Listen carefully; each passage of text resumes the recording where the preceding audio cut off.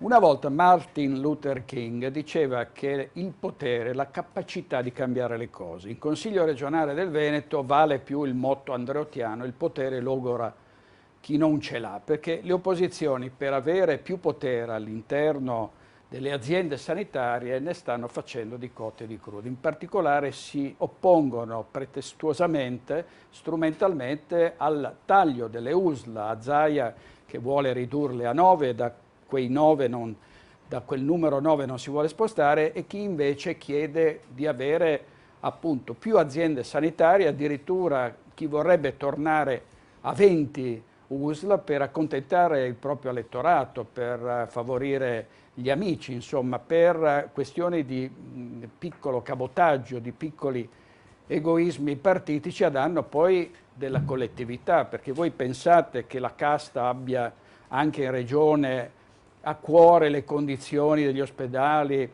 le condizioni dei malati, dei cittadini? No, loro pensano, diciamo, alle questioni di potere. Questo è veramente uno scandaloso gioco di potere. A questo punto, con il canguro che è stato utilizzato e che ha eliminato 1500 emendamenti, nel frattempo altri emendamenti sono stati presentati, il Presidente del Consiglio Ciambetti fa di tutto per arrivare al voto, ma ci sono altri emendamenti da votare, per cui si andrà avanti così per altre 2 o 3 settimane, inevitabilmente, con la regione completamente bloccata. Voi pensate alla sanità, alla scuola, tutti i poteri della regione, compresa la grana di Veneto Sviluppo, sono assolutamente azzerati. Quindi è un ente locale che in questo momento non serve a niente.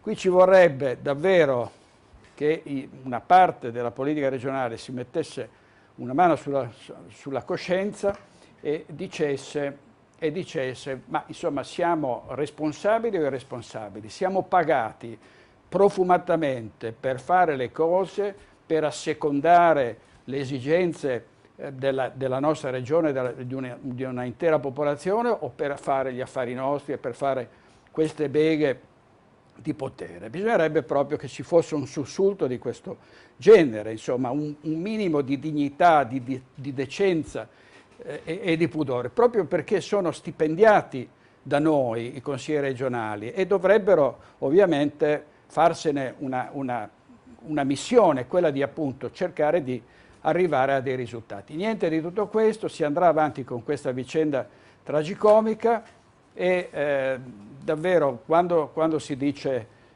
che si tratta di un gioco di potere è davvero uno scandaloso gioco al massacro. Questa è la verità di questa sconfortante, drammatica vicenda.